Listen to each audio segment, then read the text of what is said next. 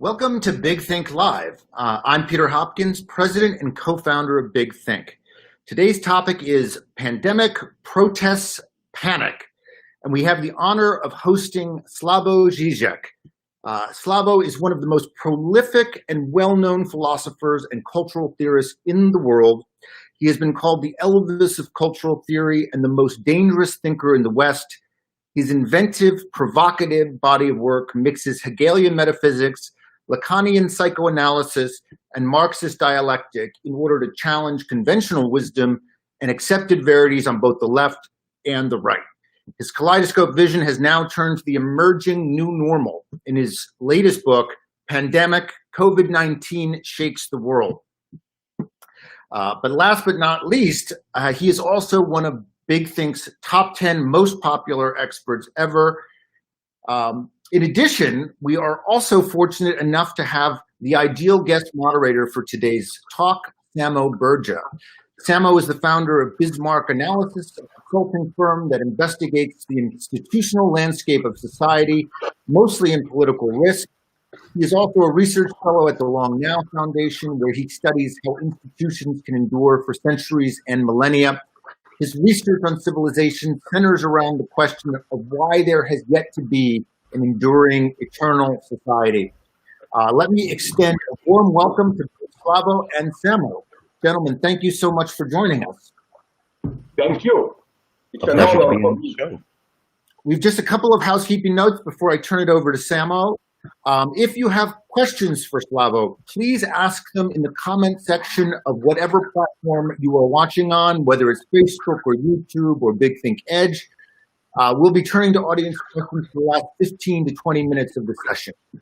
You can start sending questions right away, and we will get to them in the Q&A. So without further ado, I will hand the reins over to Samo, who will lead the discussion from here. Samo? Okay. Thank you, Peter. So Slavoj, in your latest book, Pandemic, you note that the pandemic has required extraordinary measures to stabilize the economy.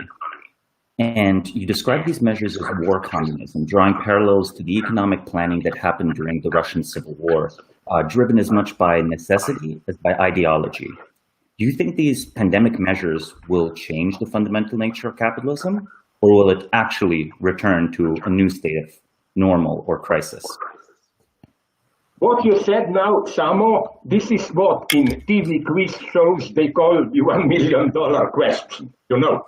So to avoid all misunderstanding, already from the way I describe this communism as war communism, it's clear that I don't have in mind what Marx thought about communism, society of freedom and affluence and so on.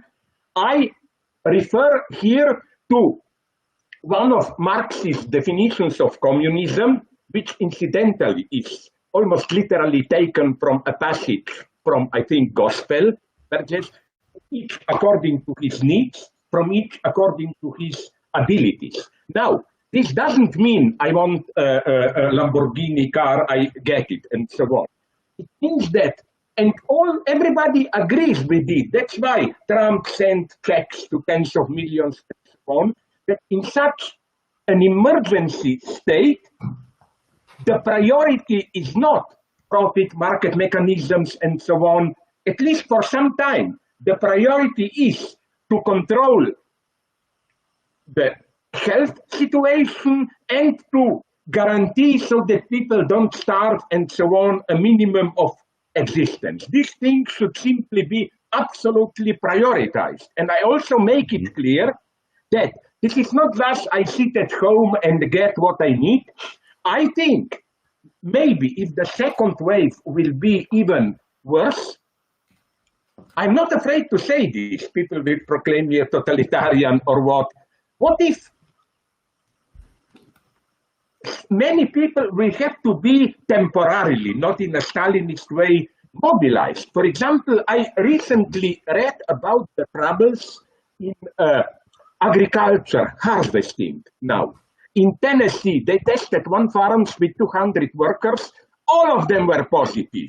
Similar in France, mines and slaughterhouses. So the very mode of production actually has to change then. Like the factory farms and so on, perhaps they just are not viable. Yeah, Yeah, but at the same time, I got my lesson. I was nonetheless kind of a dissident in the last decades of ex-Yugoslavia. I was jobless for 5 years, unemployed, and so on. So I'm well aware that if simply the state centralizes it, it's not simply efficient. Not only this is the ideal space for corruption and so on, but the paradox of these centralized systems is that beneath the surface, they are much more chaotic and disorganized. For example, they invest all their energy in the appearance of order and the appearance of functionality, which leaves almost no energy for the actual substance and reality of it. Right. And maybe the case I read when, I hope now it's better, when China began to open a month and a half ago, what happened in Wuhan? The order came, restart production.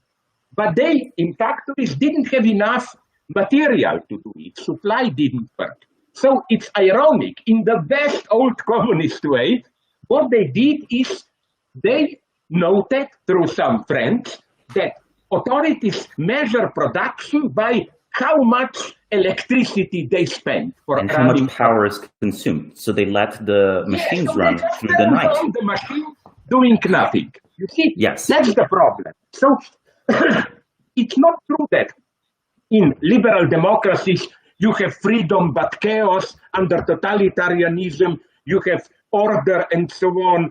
I read a good economic history of Soviet Union where they claim that in Brezhnev era, beneath the surface of plan economically, it was a big chaos. A factory, you have to use links, bribe to get the material, you falsified statistics all the time. So I'm not simply saying, let's return to that type of communism. I'm not crazy, it's inefficient. All I'm saying is that, in some sense, at certain levels, decisions will have to be taken how to reorient production and so on, and things will have to be prioritized, but this cannot be done simply through market mechanisms. Now, just a little bit, now I will not be so long. Now, second point. Okay, people thought, at least at the beginning, for half a year, then things are back to normal. Well, I'm an atheist, but I pray it will be so. But I have my doubts. Did you notice that cases were up then? The formula which was we reached the plateau, and the idea was then we will slowly reduce it, and eventually we will control the diseases at a low level. This can drag on. Then what worries me further is how, and that's what I call a perfect storm, how this health crisis is combined with other crises. For example, why don't people worry more about it? Food production. That low-cost catastrophe from Eastern Africa to Pakistan and India now. Yes. It's a nightmare. It could easily trigger a massive refugee wave. Then swine flu and so on. So we have this problem. Much of your writing does center on what constitutes political event, right? A political event is something that can't really be explained by the existing ideologies. So it breaks the old narrative and opens space for ideological competition. But what you're describing right now here, I want to just say is, if events are moving so fast that it's impossible to ideologically process them, do we still have political events? I mean, in a matter of days, we flipped from the pandemic coverage to riot coverage and protest coverage. And then few people outside of Australia still remember the wildfires from earlier this year. There was supposed to be this big environmental disaster. I mean, I don't even remember who Greta is, right? She's been disappeared somehow. And these crises, they just haven't been processed. Not only this, but did you notice how precisely people who proposed things that would have been useful now, like Bernie Sanders and so on, also practically disappeared. Almost nobody talks about Bernie now. I mean, the consensus is overwhelming in this sense because, a decision has been reached, And insofar as most people are concerned, we really should be focusing all our energy into the pre-existing narrow political process of the two big political parties here in the US. And what I want to also ask you, and hear your opinion, is it useful to build political institutions outside the main two parties? Like, there's been just none of that, at least not on a deep level. And so I think we've actually seen an overhang of political change for a very, very long time here. But this problem is not only now the coronavirus epidemic's problem. It began already earlier. That's why for me before, crucial conflict was within the Democratic Party, between, and I don't mean this in an aggressive way, let's call them the establishment wing and Bernie Sanders. It was a serious split there. Bernie was almost a democratic Trump, because Trump also broke with at least part of the establishment of the Republican Party. They were both violating the party problem consent. for me. I'm not an abstract, stupid leftist who wants a revolution and so on. I just think, and I hope we agree on this, what we are witnessing now with protests exploding, and that's very interesting, anti-racist protests exploding not only in the United States, but they are spreading all around the world, England, France, even Australia, and so on. What worries me, because this is how political instability enters, is that there is obviously a certain rage protest energy which cannot be adequately captured by traditional political coordinates. So I think that it's on behalf of the stability of our system to find a way for this energy to articulate itself. I will quote you here. The protests could actually continue for a very long time. I note that the Yellow Jacket protests in France, they never stopped. They've been going for two years. We just have ceased essentially to report on them. And the same happens with the Hong Kong protests, which continue to drag on. We could imagine the current ones dragging on for 2 or 3 years.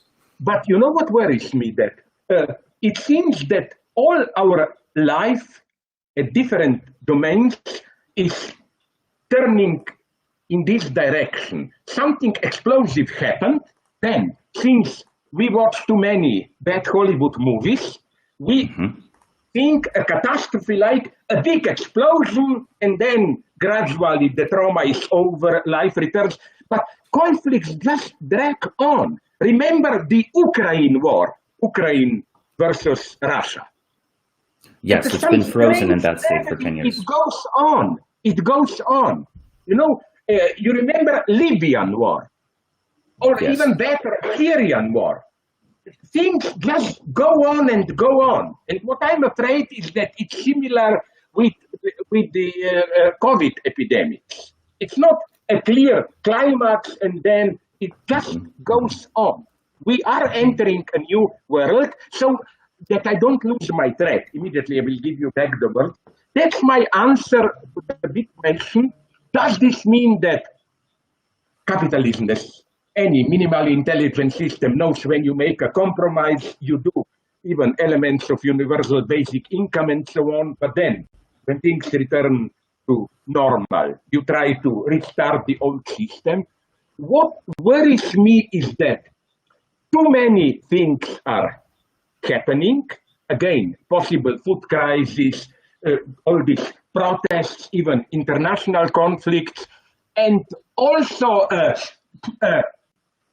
other ecological catastrophes. For example, you remember in close to Norilsk, which incidentally was one of the biggest Gulag sites. In Russia. Or whatever, 20 million tons of oil or whatever spilled into the sea. But you know what was the reason? I read about it. Global warming. Because these holding buildings were built on foundations which couldn't endure through in the time of permafrost. It was built on permafrost, right? And the permafrost started melting, and then the building collapsed. That's the reason. So what worries me is this: each of these conflicts, taken by itself, can be managed. I worry about the combination. And just to conclude, back to the protests. I support them, of course, but I'm not a naive guy who says, oh, even if they are looting my store, welcome, you are on the progressive side of history. Intelligent black people, like the one who is very much to the left, but not an idiot, Ras Baraka, the son of the poet, the mayor, or he was, I don't know if he still is, of Newark. He said to black people, we cannot win with guns. We will always lose at that level. We have to move from guns to books. Formulate our protests in an articulated way as a political program, and so on and so on. I don't agree with those who think, let's go and terrorize the system through violent measures and so on and so on. No, this is a total deadlock. It should be in the interest of all of us to help them even, but not in a patronizing way, the protesting blacks, to articulate their demand in more precise way, to look at the roots of racism and so on and so on. Because, you know, violent outbursts are always a symptom. Symptom in the Freudian sense, where symptom is an acting out. You cannot put it in words, so you explode.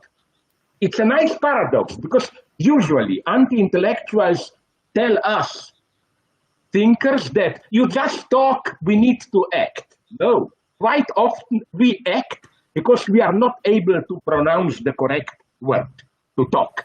That's what is happening. I mean, you paradoxically describe inaction and thought as perhaps the most subversive or transformative activity. But then what kind of thinking transforms society? What is the kind of thinking you would like people to do? I'm a pessimist here, as you probably know. My favorite paraphrase of Marx, I repeated this to the horror of my Marxist friends, is that in contrast to Marx, we should say, in the 20th century, we maybe wanted to change the world too much, and we didn't interpret it properly. So our thesis 11 should be today, instead of just wanting to change the world, let's interpret it. You know? So interpretation of the world. We are in some kind of what my friend Marxist, Fred Jameson, calls lack of cognitive mapping. Listen, even if you talk with theorists, Marxist or right-wingers, what is China today? Some people say it's the old communist dictatorship that they just allow a little bit of capitalism. Others say it's neo-feudalism. Third people say it's already capitalism, parties just serving capital. We simply, and I don't mean a perfect dogma, but just a basic orientation. We simply don't have a basic orientation of what effectively is going on today. And the danger in such a situation is, although I'm not a total pessimist here, is that then populism explodes. You know, although, would you agree, Samo, or not, you as a system theorist, that one of the nice surprises, it's cynical to use this word, but nonetheless, of present situation is that, you know, what? That populism obviously didn't work. Look at the top 3 countries. I mean, from the infection. United States, Russia, Brazil. They all have a leader who tries to act in a populist, even a little bit authoritarian way, and they are the 3 great failures. I mean, so perhaps the important lesson here is that maybe populists are extremely good at understanding people. Perhaps they excel at human psychology, maybe even excel at adversarial games. But then something that's not really an adversary, not an adversary in a classical sense, something that's a natural phenomena, is a complete failure because there's no way to really mobilize in that direction. Like the only way to mobilize in that direction is to... Populism is good in mystifying, mobilizing people for struggles, antagonisms. But here we have, in the most naive scientific way, a real problem, a stupid self-replicating virus. And here it doesn't work. So, and you know why this is important, on the other hand?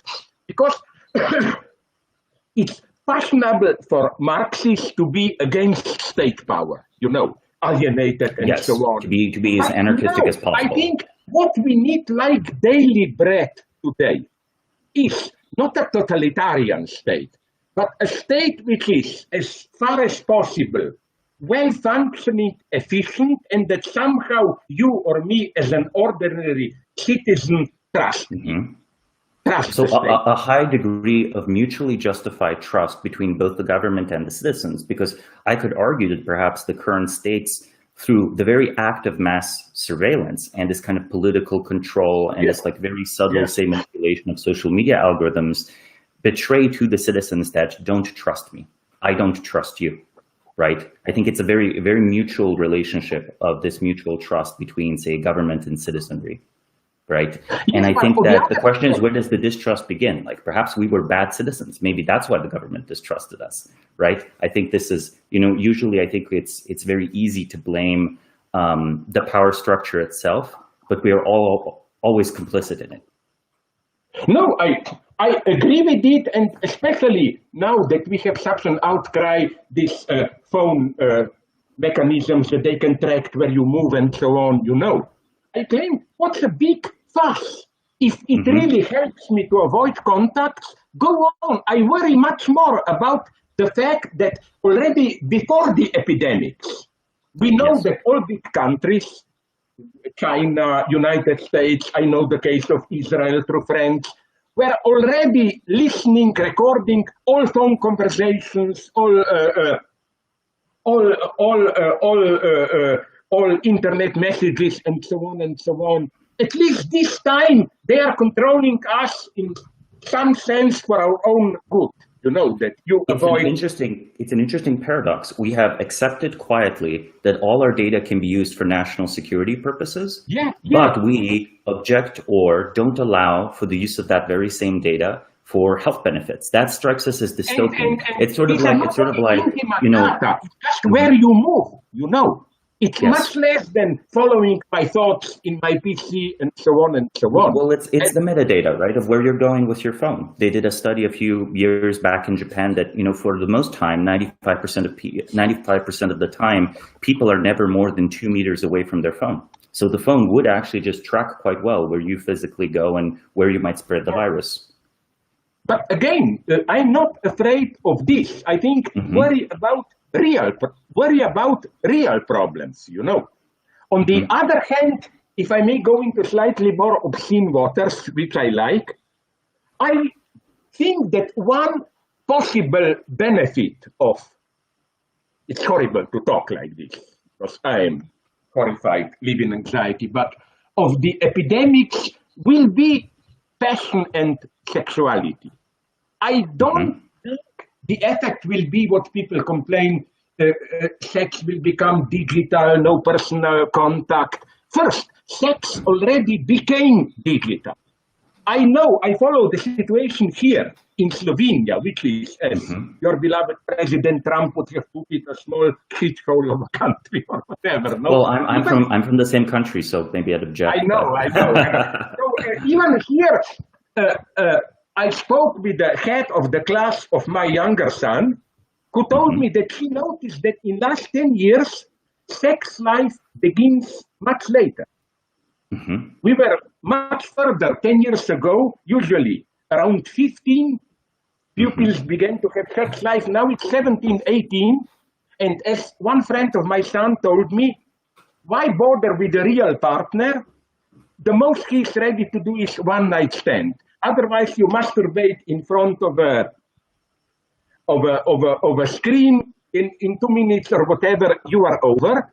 I think that sex was already to a large degree digitalized, and that bodily contact will become much more something that concerns passion. If you need real love, passion, it has to be touch. And that's a deep insight that you find even with some movie makers, like I like to quote Andrei Tarkovsky, who said, the soul without a body it's even more sinful than a body without a dress.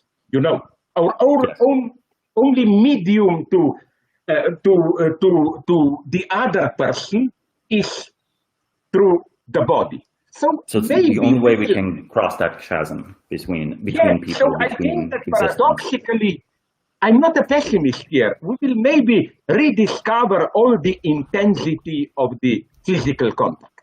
So instead of a progress towards alienation to perhaps this kind of Japanese style, isolated hikikomori thing where no one ever leaves their living room, never connects to others, perhaps precisely the pandemic and so on, results in a reattachment of meaning to physical touch and erotic touch.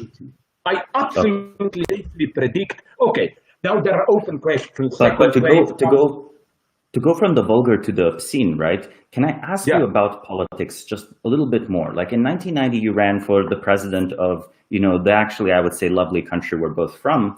And in this first free election, you got 36% of the votes, I think. What lesson did you learn from this experience? Wait a minute. I didn't run for the president. I ran the collective presidency. As a collective body. You must know it was part of Titoist mythology. They said after Tito died, nobody can replace him, so we need a collective body. No?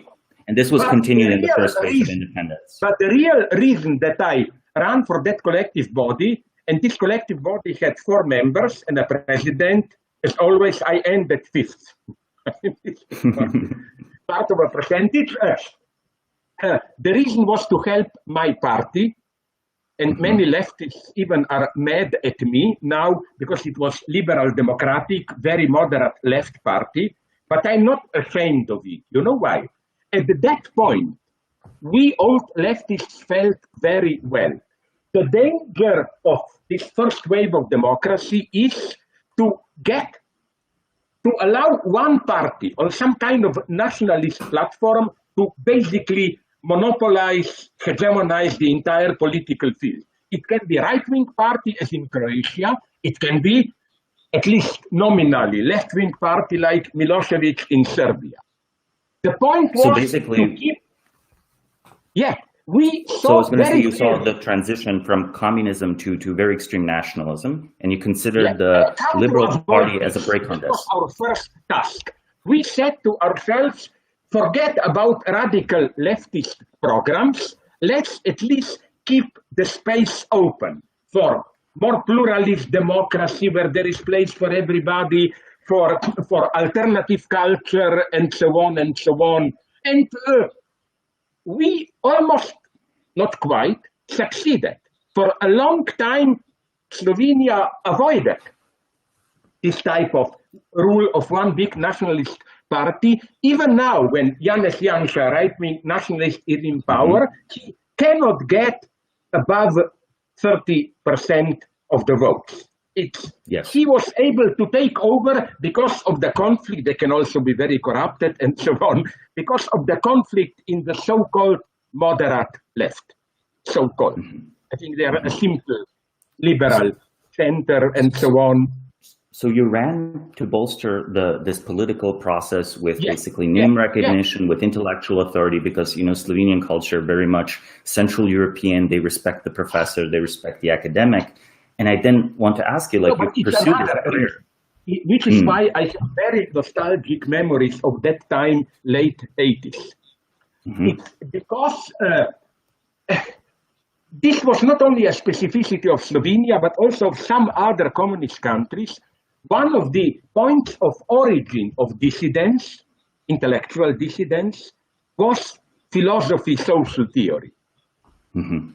Which is why, our books were selling, ordinary people listened to us, and so on, read philosophy. It was a wonderful intellectual moment. At the same time, communists in power were intelligent enough to see the writing of the wall. So, maybe it will be of some interest to some of our viewers, a comical detail that I love. After 85, it was very difficult to be prosecuted and arrested for being too critical. So some of my friends wrote violent critique of Yugoslav Communist Party, worse than Stalinism and so on. And then they waited. Where would they go get the invitation to appear at the court? Because they wanted this as a badge of honor for democracy, no?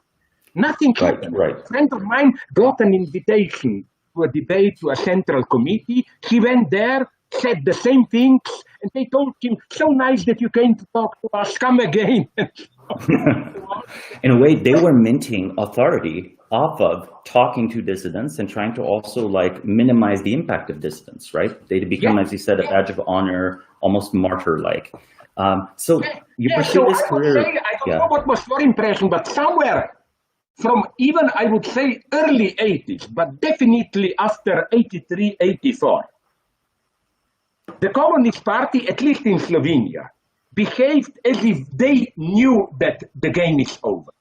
And their main concern was how to survive democracy, what to do, tolerate differences, and especially play the nationalist game, we protect in Belgrade Slovene interests, and so on, you know. The good thing is that they didn't do what Milosevic did. They never succeeded in monopolizing from a nationalist standpoint the entire scene, like we speak for Slovenia and so on, you know. But perhaps it's time now to move to the audience questions. Okay, I believe in open, free debate. And he told me, of course, I love it, but as a communist, I know that open, free debates should be especially well prepared in advance to stop enemy action. Sorry, go on. So let's jump into the audience questions. First question is, what long-term consequences might society face because of the pandemic, and what near-term consequences in the mid to long term? Again, I don't know enough because things which don't depend on our will, but maybe of scientific knowledge and so on, like if there is a fast vaccine or whatever, it will relatively fast. At the end of this year, it will change the situation. What I think, and I, again, as an atheist, pray to God that I'm wrong. But what I fear is that, first, this epidemic it will drag on. In parts of the world, it will get a little bit better, then you never know what will happen. And especially, it will be combined with other tensions. So I do think this, for foreseeable times, I'm counting years, some kind of emergency state will go on. And the big choice is what to do. Don't be afraid, I will stop quickly, no, I will not get lost.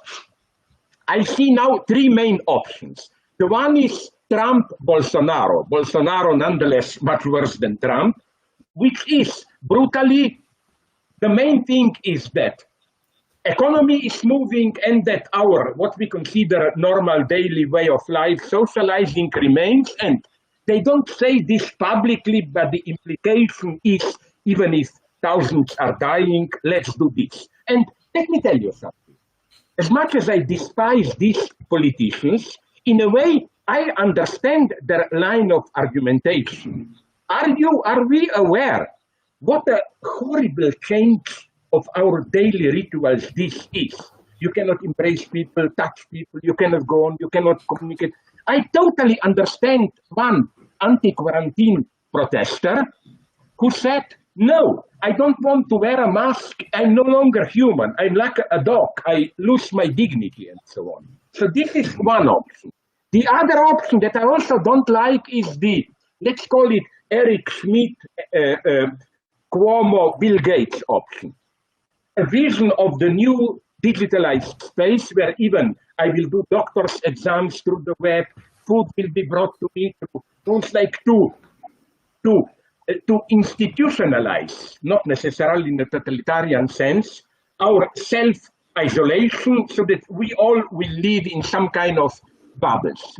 My skepticism towards this, it's a well-known one, I'm not very original here, it's that many of us can live like this, but a great percentage, at least 40% of people, should nonetheless be out, gathering harvests, delivering food, hospitals, and so on and so on. So I don't think this works. What I see as a solution, I'm not afraid of self-isolation and so on, is it doesn't resolve all the problems. I follow around the world how they deal with epidemics. For example, where they were relatively successful lately in Spain. You know what we don't read enough? Local communities. Something beautiful happened in Spain, I was told. In parts of Madrid and Barcelona, local communities constituted a group who said, okay, this couple of blocks is our terrain. Let's check who is ill, who needs help. Yes. State cannot do everything. You need to mobilize local communities. So the state should be but should do this. And the other thing, it's clear. We need more, not the fear of right-wing populists, some international authority beyond nation state. No, this opens an incredible space of new corruption. But nonetheless, international cooperation. It's okay. We all love now Australia and especially New Zealand, you know.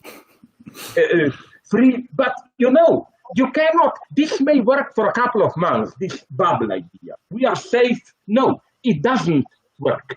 We have to, even if we have isolation and so on, international authorities have to, nation states have to collaborate. Not only health, if there is a vaccine, everybody should get it and so on, but also food, if there will be hunger, coordination, all these problems can be solved, but at these three levels, not only efficient state, but help of local communities and above.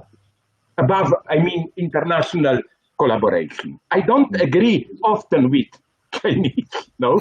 Because you know what's for me the best argument against China? They boast so much we did it. No. Yes. The best case in China are precisely two territories which don't want to be part of China. The true success are Hong Kong and Taiwan. You know? Yes. So you can do it without total communist power. But when they said, it seems to me so obvious. For example, if there will be a vaccine, okay, you allow the company some profit, but nonetheless, it should be basically considered the vaccine if it will work common property of the entire world. And so on. You know, what people should see is that this is in the interest of all of us. It's not that I live in a safe country across the border, epidemic goes on. No, no, no, we cannot think like this. So to find a way very patiently, and that's why, aren't you set for this? I think that today more than ever, all states and even internationally, we need good leaders. We need leaders who tell the bitter truth, but with some kind of not abstract hope, like together we can do it and so on. And now it becomes a paradox. I like it to annoy my pseudo-leftist friends. My reproach to Trump is not that he is a too authoritarian leader, but that he is not enough. You know, he simply acts more and more as one side in a conflict. It would be so much. That's more the appearance of authoritarianism rather than the substance of it. A wonderful formula. That be really authoritarian. that would be my reproach to Trump. You know, you know, and the price he pays for this is that now United States is in a kind of ideological civil war, not just the usual culture war between, as they say, with regard to epidemics, masks or no masks. No. Let's keep our ordinary way of life and this usually more liberal leftist self-isolation and so on. But don't forget that these protests which are exploding now are outside this duality. It's not liberals. One of the black guys, he maybe simplified it a little bit too much. Van Jones, I think, in a commentary on CNN, he said that no, Hillary Clinton liberal, who pretends to be multicultural, but still retains all these racist prejudices is much more dangerous than a direct Ku Klux Klan member. So there is a lot of work to be done here. But again, what I already said, it's absolutely crucial that this protest energy gets transferred into some kind of consistent political program. If not, United States will just come closer to some kind of ideological civil war. It will hurt its image very much. You know, to go, I wonder, Samo, if you would agree, even a step further. The main result of Trump's presidency may well be that United States will lose whatever remained after George Bush of its international status. You know? Well, the status of the U.S. is dropping very, very quickly. Yeah. But I will say here that China's status is an interesting way also dropped, because in a way, it's an act of nature where the virus comes from, but everyone thinks of it as the Chinese virus, even if you say that's not the way to think about it. It's not only that. It's very interesting how, for example, and leftist friends are telling me this, how much China is now hated in parts of Africa and Latin America, where Chinese capitalists come. They're worse than any old-fashioned imperialist and so on. Did you read a couple of days ago, again in Zambia, where they have copper mines, I think, I'm not sure. In unrest, they killed some Chinese managers and so on and so on. They are much more brutal in their exploitation. You know, Syriza, Tsipras himself told me, the Chinese bought the Piraeus harbor. The first thing they did is find a legal loophole, cancel, abolish trade unions, fire half the people, and so on and so on. It's time for us, with all my best wishes for the Chinese people, but to start talk also about Chinese neocolonialism, which can be often more brutal than the standard Western economic neocolonialism, you know. And this is very important what you said. It's not as simple as you thought. It's the moment of China, United States are out, China the only power. First, we will see the real data. As I always said, what we use now, I hope we all agree, is a couple of Chinese Julian Assange. to learn but you know, I signed letters for Assange. I support him. But always I warn my friends that before, yes, we should criticize. It's horrible what the United States are doing. But just imagine what would have happened to a Chinese Assange. We will not hear about him. His entire family, up to second cousins, would probably have disappeared, and so on and so on. You know, so no. We need an army of Assanges all over the world, but I don't think where that army is going to come from. This is very important, because I agree with you. Otherwise, these new necessities of state control and so on can, of course, also be terribly misused and so on. That's why I made this running gag joke, maybe you know it. My formula is communism with Julian Assange. Tolerate, even needs Assange. People like Assange who bring out the state secrets and so on and so on. I mean, secrets which are relevant. You see, I'm not saying we shouldn't be controlled. I'm just saying I would like to know how I am controlled and to what purpose I'm controlled. And this doesn't cancel control. There still can be a lot of control. But control should be as much as possible transparent, that you know what's going on. Like, I wouldn't mind. Honestly, tell me what you want me to do, is what you're asking for. Yeah. And I think people, as the ongoing situation clearly demonstrates, don't you think that people are ready to accept many things? They, in Europe, precisely, did you notice this irony that in Europe, the most democratic countries made least problems with self-isolation, drones, and all that stuff, and so on and so on. When you have basic democratic trust, people are ready to accept many things. Nobody complained in Norway, in Finland. Sweden is another story. Can I tell you something? I love Sweden. But you know, there is from the very beginning a dark side in Sweden. Do you know that till early 60s, I think, Sweden was doing some genetic regulation, chemically castrating men who were considered too stupid to breed children and so on. And what friends, Swedish friends, are telling me is that there is something of it going on now. That they knew the old people will be dying, and they did consciously, but not publicly, sacrifice them. This is why they are paying the price now. You see now Norway opening borders, but not to Sweden. Right. You know? Right. Yeah, so it's a challenging moment. That's where I see politics today. Yeah. You see, I mentioned different options. Let me jump in with another audience question here for you. Of course, I'm very sorry I talked too much. Yeah. No worries, no worries. Somebody asked, how would you describe the relationship between liberal capitalism and racism? Is it even possible to have a functional capitalist nation state without some form of racism?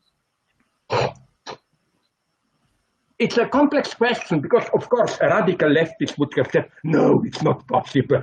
Capitalism always needs racism. But it's not absolutely necessary. I would say always look at the specific situation.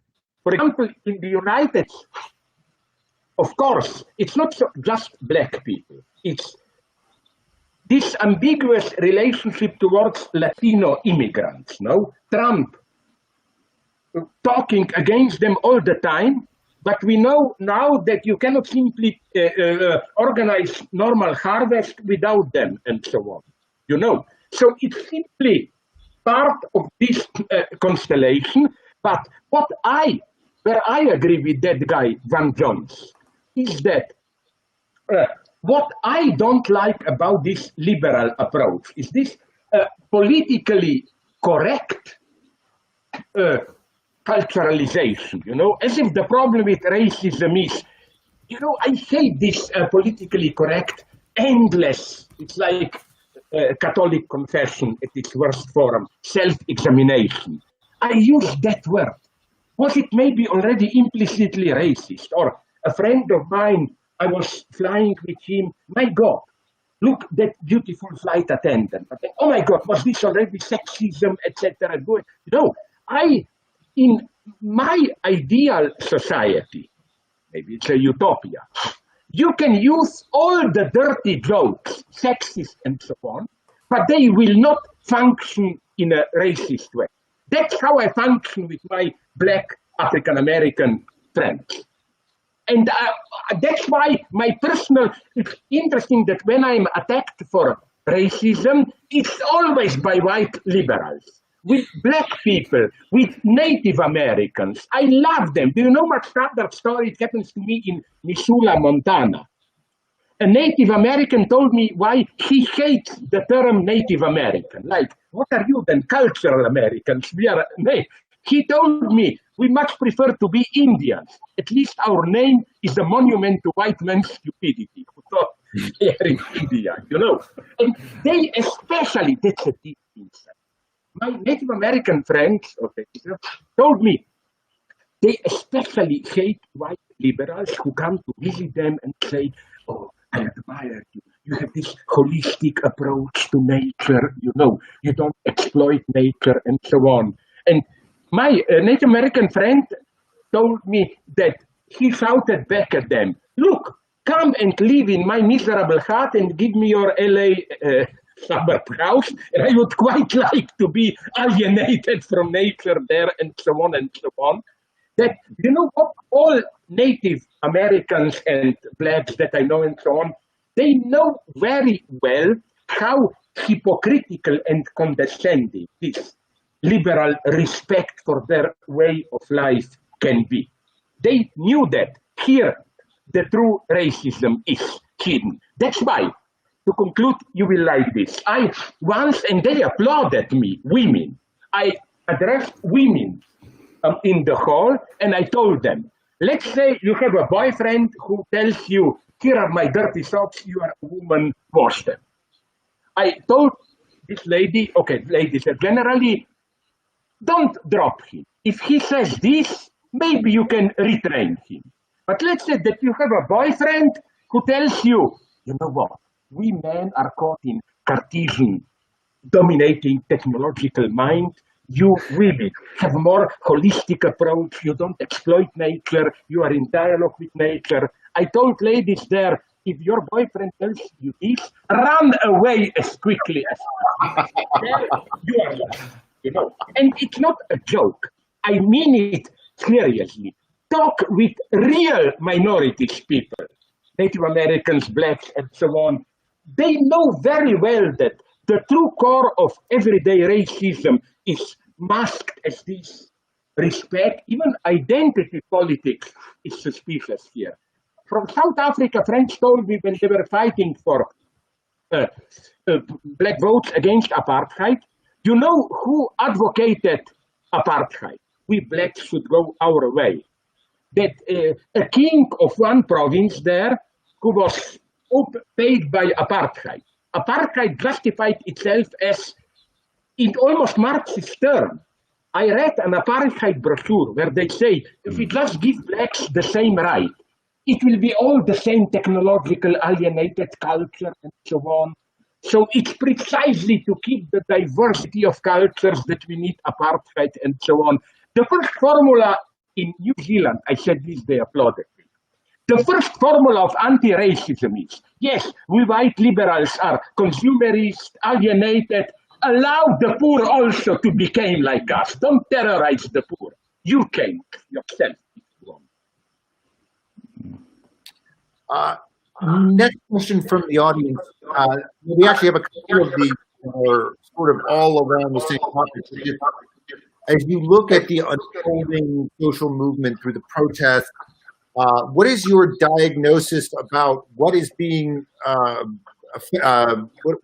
pursued effectively in terms of change, and where do you think protests might end up being futile, and how would you advise people engaged in them to achieve greater outcomes from their efforts in terms of... Here you must be very precise and define what you mean by greater outcome. You know, of course, I'm sorry to say, but I'm here open. I talk like this to my black friends. If I were to find myself on the street, protest, say, hey, you are a white guy, beat me, rob my car, whatever, of course I would even run for the police. I mean, I'm not this kind of a crazy leftist who would say, okay, we exploited you, so come beat me, you have the right, you know. That's what I already said. I would return to that. I don't think we have here a certain energy of rage, protest, and it's open. I don't have a simple answer. Let's hope it will be articulated in some consistent program, and it's not clear. Even I don't have a simple formula how to do it. For example, some people, like even Christopher Hitchens, were for general reparations to black people. I don't know how many trillion should be given so that every black guy gets something and so on and so on. I doubt if this would have worked. It would maybe stigmatize them even more. You know, real racism, which is not just embedded, that's the problem of political correctness. They treat racists as if it's deep in their soul, some prejudices, and if a black guy, for example, robs you or beats you, they all of a sudden reify, objectivize him. They say he's not responsible, he's a product of exploitation, circumstances. Many black friends complain to me, it's horrible what they are doing. They seem to show sympathy for us, but the fact is that they treat even the worst racists as morally responsible, that's why they are guilty, and they treat us blacks as just product of circumstances. And so on. It's not, it's a very complex process. Economic measures, logic of social recognition, but what I would especially emphasize is no liberal patronizing. You know, even affirmative action, I am for it, but often, like I had a black friend who is excellent student. But he told me precisely his liberal white friends, he detected how they treat him as, yeah, you are here at Princeton because it's affirmative action, like otherwise we know you wouldn't be here. Black people, it's not just their objective circumstances that we should change. They should be treated as morally responsible adult people, not patronized. Let me conclude with another story that you will find amusing. I met in Paris years ago a guy from Nigeria who told me that he read a book, an old travelogue by a British guy who said he visited Nigeria and he never saw people who were so evil, cheating him, stealing from him. And this guy said this was a good non-racist book. He treated them as normal evil people. Yes, most of the people are egotist, evil, and so on. There was none of this patronizing attitude in it. So that's the true key to anti-racism. And the same thing I'm saying to and they accept it, Muslim friends from Arab countries. Respecting you doesn't mean, oh, you beat your wife, that's your way of life. No, respecting you means precisely not treat you as a child who doesn't know what are human rights, but openly addressing to you this question. Sorry, what we are doing with women, it's not right, and so on and so on. We shouldn't, because then you get that absurd situation with some European leftists, that on the one hand, if I as a European, look with a certain desire, do nothing at a woman, I'm immediately sexual predator.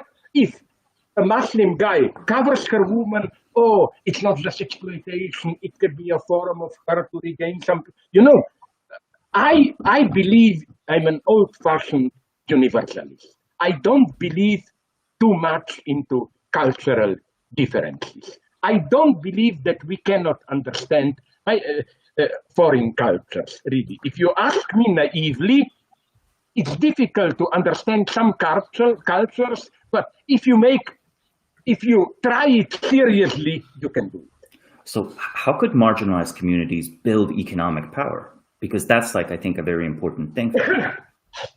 There are different ways. One way is, I will give you other examples, okay, although there are different theories why.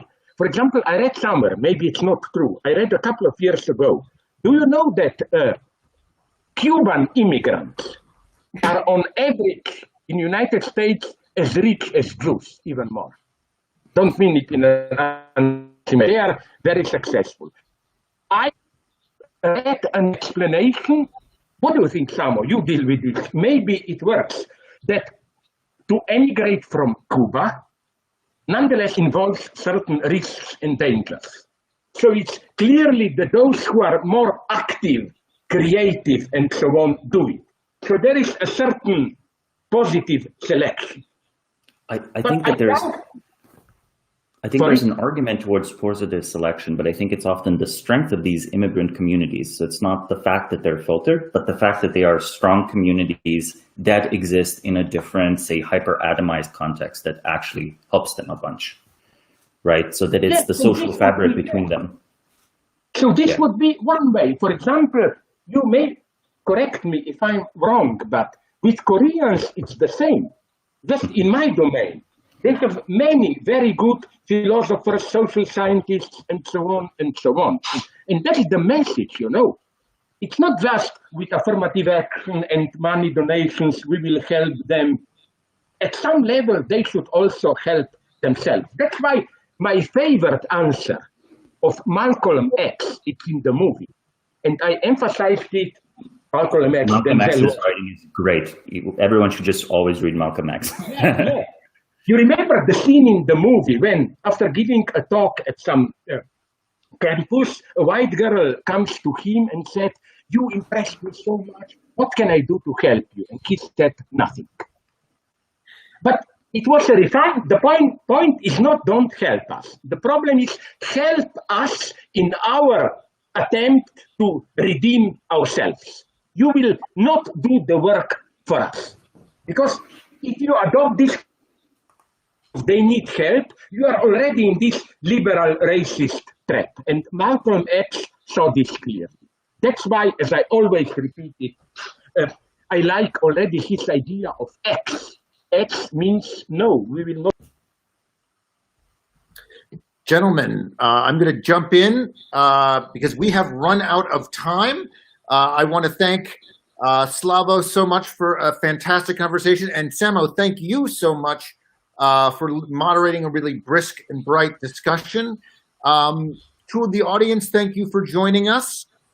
Be sure to tune in next Tuesday, June 16th at 1 p.m. when Jim Citron, Spencer Stewart's North American CEO, will be talking to entrepreneur and author Chip Conley about masterfully managing mid-career enhancement and opportunities on Big Think Live. Thank you all for watching today's session of Big Think Live. Stay safe and healthy. Bye-bye.